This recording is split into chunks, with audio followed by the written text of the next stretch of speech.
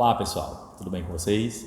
Meu nome é André Oliveira, eu sou professor de Anatomia da UFPB e esse é meu canal Educação e Anatomia.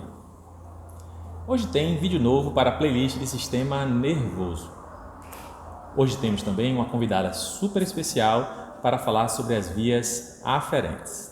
Oi pessoal, tudo bom? Eu sou Clara Lira, estudante de Medicina do terceiro período na Universidade Federal da Paraíba e irei falar com vocês sobre as generalidades das vias aferentes, sobre a via de dor e temperatura e também sobre a via de tato, protopático e pressão. É isso aí pessoal, vamos lá?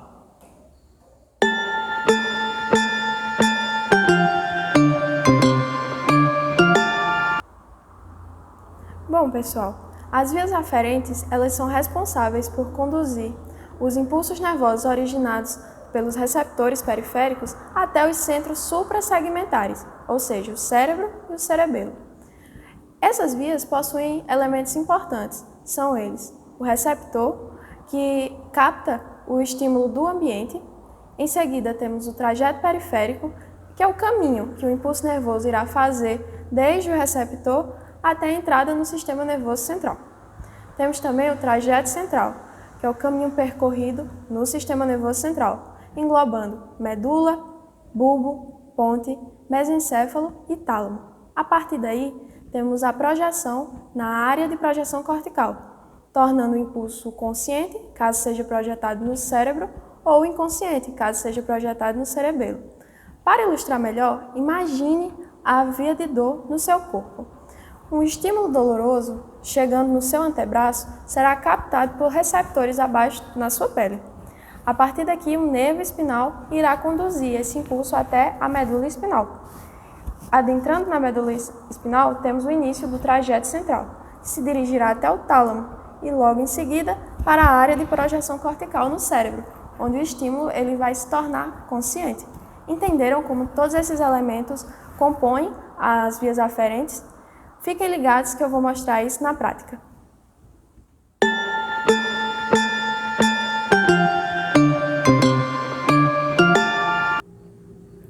Bom pessoal, vou falar agora com vocês sobre a via neoespinotalâmica.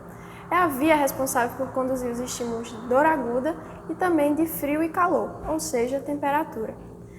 Essa via tem como receptor as terminações nervosas livres, que são especializadas em captar este tipo de estímulo. Para quem gosta de histologia, eu vou deixar logo a seguir uma imagem representando esses receptores. Fiquem atentos à diferença deles para os próximos receptores que vocês ainda verão neste vídeo.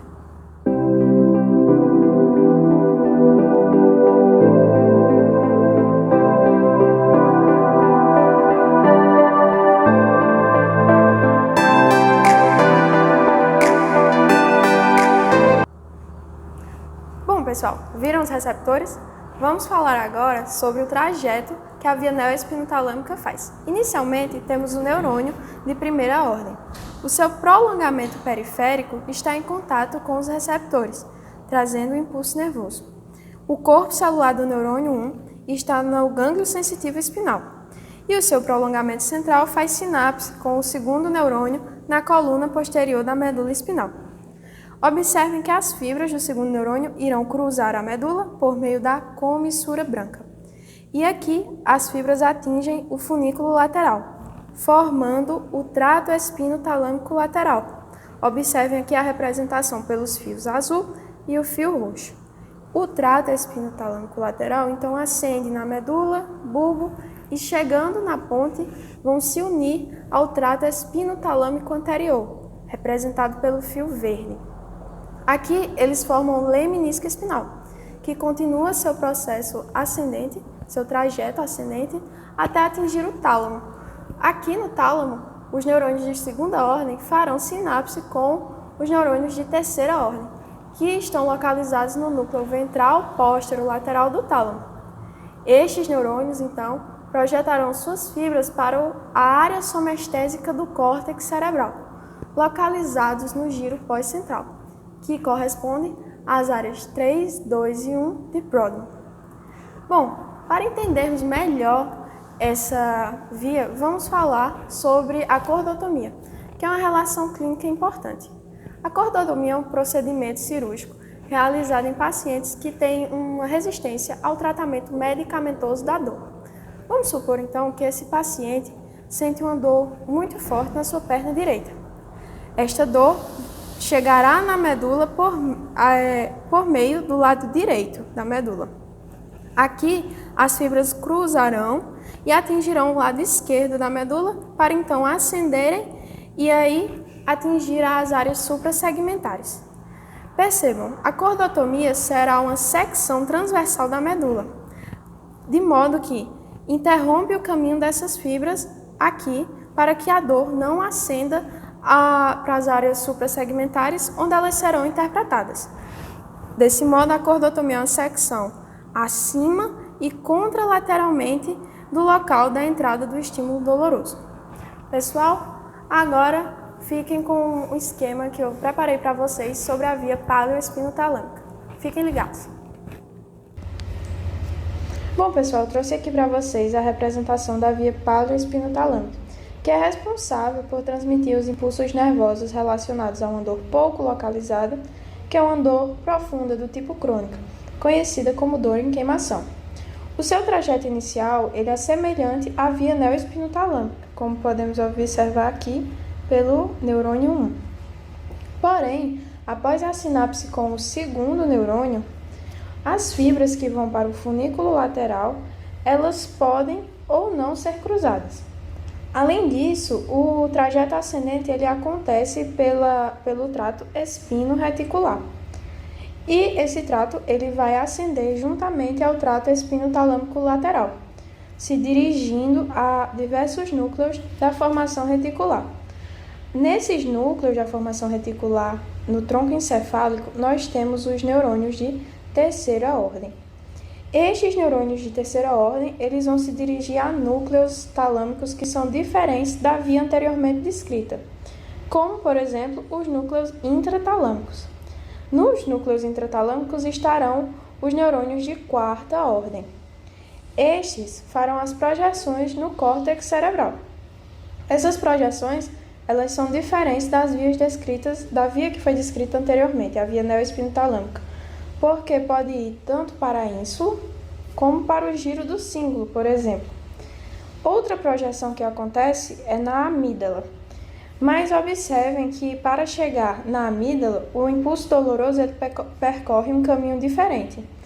Aqui, o terceiro neurônio, que está na formação reticular, vai para o núcleo parabraquial na ponte.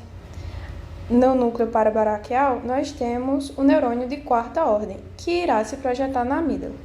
Essa é uma conexão importante, porque o corpo amidaloide ele é uma estrutura do nosso sistema límbico, sendo responsável por emoções. Isto trará um componente emocional à dor transmitida pela via paleoespinotalâmica.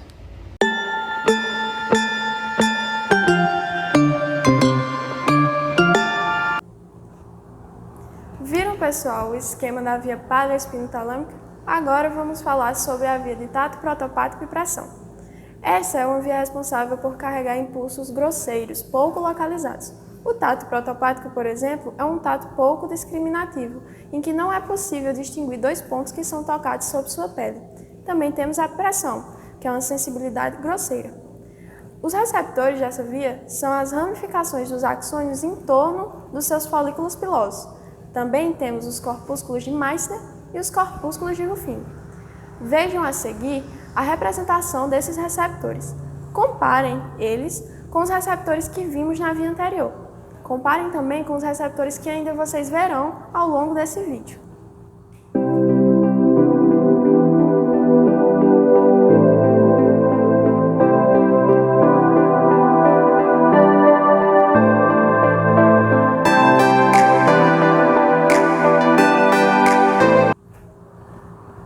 Viram aí os receptores?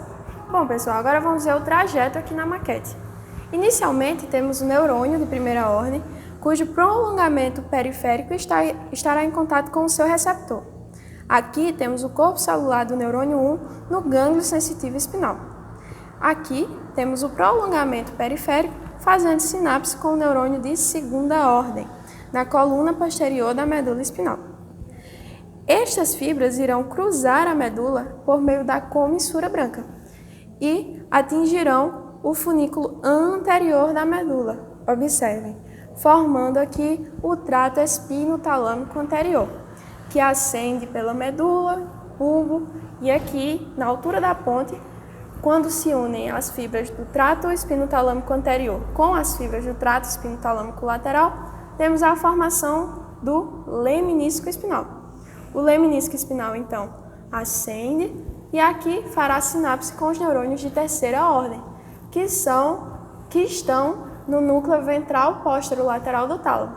Então, os neurônios de terceira ordem vão fazer sinapse no córtex cerebral, na área somestésica do córtex, localizado no giro pós-central, correspondente às áreas 3, 2 e 1 de Brodmann.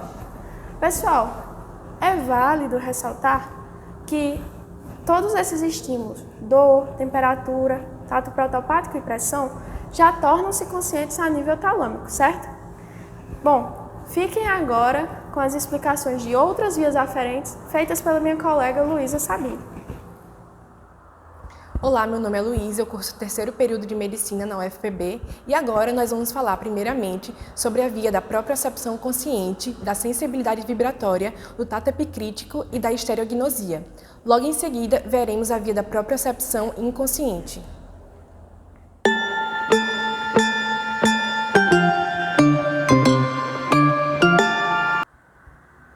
Bom, pessoal, agora nós vamos entender de que forma as informações são transmitidas da periferia do corpo pelos mecanorreceptores para a medula. E essas informações estão relacionadas à propriocepção consciente, estereognosia, tato epicrítico ou discriminativo e sensibilidade vibratória. No caso de você ter um celular no bolso da coxa direita, por exemplo, quando você sente ele vibrando, de que forma essas informações são transmitidas dessa região para a medula para serem processadas posteriormente?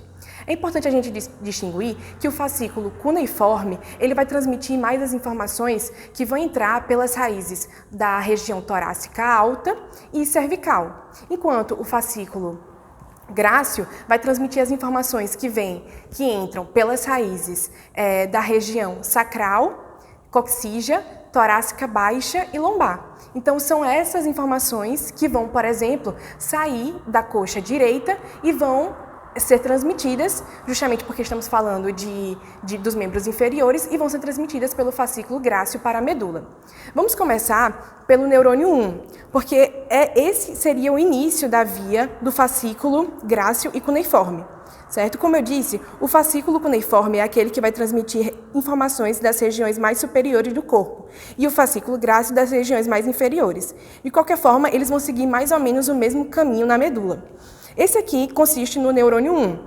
Esse neurônio 1 está localizado no gânglio da raiz posterior, que também é chamado de raiz sensitiva, certo? E aí, eles vão emitir axônios. É importante ressaltar que eles não fazem sinapse em células que estão localizadas na coluna posterior. Assim que eles adentram na medula, eles vão cursar pelos funículos posteriores, sem decussar. Lembrem-se que o trajeto na medula seguido pelos fascículos grácil e cuneiforme não cruza na medula, não há decussação aqui. Eles vão seguir pelo funículo posterior, do mesmo lado de onde veio a informação. Então, se a informação veio do lado direito, essa informação vai ser percorrida pelo funículo posterior do lado direito na medula. E aí está acontecendo aqui essa inflexão, né? Na verdade, acontece que eles infletem cranialmente. Esses axônios infletem cranialmente e aí eles vão fazer sinapse aqui nesses neurônios 2. Esses neurônios 2, eles estão localizados justamente nos tubérculos grácil e cuneiforme, respectivamente, né? E aí, nesses tubérculos grácil e cuneiforme é que você vai ter os núcleos grácil e cuneiforme, que é onde vão ter os neurônios 2, que vão receber as fibras que vieram justamente da medula. E aí, a gente vai ter a origem, justamente nessa região, das chamadas fibras arqueadas internas. Essas fibras arqueadas internas é que vão promover a decussação sensitiva. E essa decussação sensitiva é aquela que cruza o plano mediano. Se a informação estava vindo da direita, ela vai ser transmitida para o lado esquerdo por meio dessa decussação sensitiva. As fibras arqueadas internas, observem que elas fazem um mergulho ventralmente.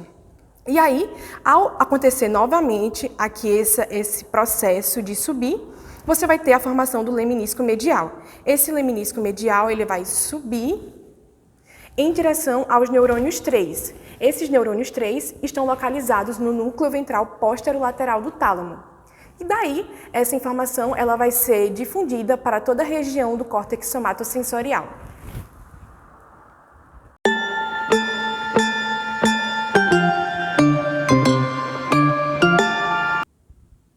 Bom, pessoal, agora nós vamos falar sobre a via da propriocepção inconsciente. Antes de tudo, é bom a gente fazer uma diferenciação entre a propriocepção consciente e a inconsciente. A propriocepção consciente é aquela que é transmitida pelas vias que nós vimos anteriormente, que é o fascículo grácil e cuneiforme. É importante ressaltar que se a propriocepção consciente estiver relacionada aos membros superiores, essa informação vai ser transmitida pelo fascículo cuneiforme. No caso, quando fazemos uma extensão e uma flexão do antebraço, o nosso corpo pode tornar essa informação consciente ou inconsciente. Se ela for consciente, ou seja, se nós temos a consciência de que ela está ocorrendo tanto a extensão quanto a flexão, essa informação vai ser transmitida pelos fascículos grácil e cuneiforme. Como estamos falando do braço, vai ser transmitida pelo fascículo cuneiforme, enquanto o fascículo grácil vai transmitir mais essas informações dos membros inferiores, certo? A propriocepção inconsciente, voltando para ela está mais relacionada com os tratos espinocerebelares, tanto o anterior quanto o posterior são responsáveis pela transmissão dessa informação de propriocepção inconsciente. Certo? Sendo que a diferença primordial funcional entre esses dois tratos vai ser que o trato espinocerebelar anterior vai ter uma funcionalidade a mais, que vai ser a de fazer a detecção dos níveis de atividade do trato córtico-espinal. A partir disso, o nosso corpo consegue saber qual é o nível de atividade que está acontecendo e que está sendo mandado a se fazer pelo trato córtico-espinal. A partir disso, é possível fazer um ajuste fino do movimento, controlar o movimento. É como se fosse uma correção depois que o movimento já foi iniciado.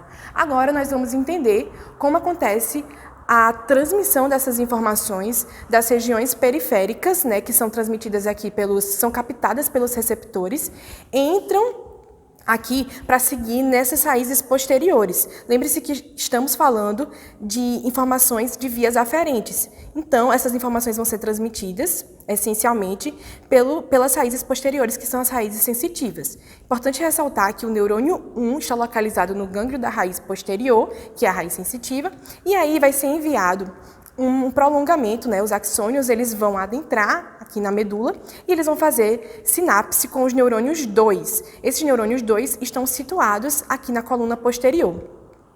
Esses neurônios 2 nada mais são do que os neurônios cordonais de projeção. Esses neurônios são aqueles que ganham a substância branca, e é isso que vai acontecer. Vamos começar pelo trato espinocerebelar posterior, porque observem que a partir daqui eles seguem caminhos distintos. O trato espinocerebelar posterior ganha o funículo lateral do mesmo lado de onde veio a informação. Se a informação veio do lado direito, esse trato vai ser percorrido pela informação de propriocepção inconsciente, justamente pelo funículo lateral do mesmo lado.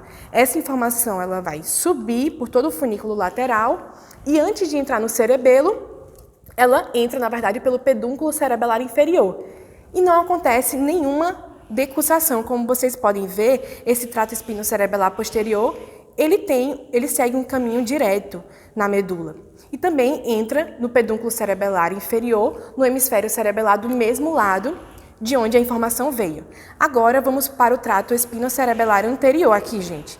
Observem que o neurônio 2 também está situado aqui na coluna posterior, certo? Na substância cinzenta intermédia também, mas aí esses neurônios vão emitir axônios que vão fazer um cruzamento assim que eles entram na medula. Imediatamente ao entrarem na medula, eles já fazem esse cruzamento para seguir pelo funículo lateral do lado oposto. Observem que eles não vão para o funículo lateral do mesmo lado, e sim para o lado oposto.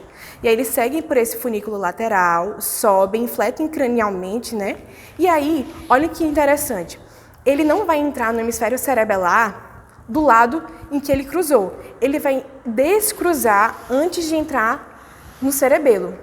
Então, acontece justamente um cruzamento e depois esse cruzamento é desfeito. E aí o trato espinocerebelar anterior, ele entra pelo pedúnculo cerebelar superior. Bom, pessoal, espero que tenham gostado do vídeo de vias aferentes e se gostou, curte esse vídeo, se inscreve no canal e, claro, não deixa de compartilhar com os amigos esse conteúdo gratuito e muito importante para os profissionais de saúde. Vejo vocês na próxima. Tchau!